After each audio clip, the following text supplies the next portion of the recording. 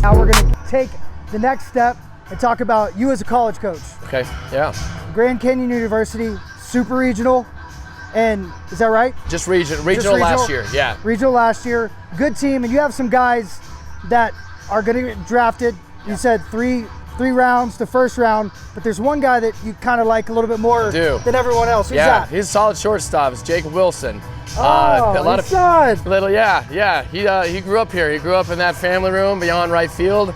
He's many times been in the family games out on the field, coming throw him out BP when he was a little guy. So threw out the first pitch here when he was 5 years old. So he's really excited about the going through the process and hopefully moving on and playing pro ball. So yeah, but GCU is great. It's a great program. It's a Christian private school, so we got a lot of the faith involved, which is really important to our family. And being able to teach kids in that atmosphere, in that setting, is truly awesome, and it's a blessing to be there for sure. And if you don't know this guy's a wizard at pouring into the youth and really being able to teach the game in a different way. He has a blast. We're both little kids. We get out there and kind of jump right in the middle of it if we can.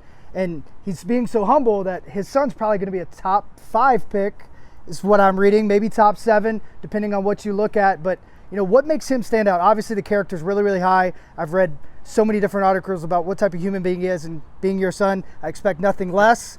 But like, what makes him stand out? What's the separator in his game comparative to another shortstop that could be a top 10 pick? He's really smart, and that's kind of being able to. He got that from his mom? He has got that from his mom. She was a solid athlete. So a lot of the character stuff that he's getting credit for is definitely her.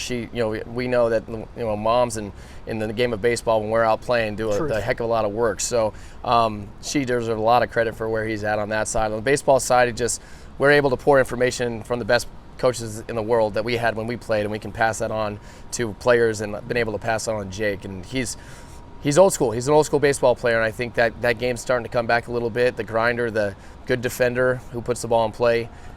He learned very early that striking out was not okay, that we come up with a 2-strike approach and we make it hard. They got to make a quality pitch. So in his last 2 years of college, he struck out a total of 12 times. Say that one more time.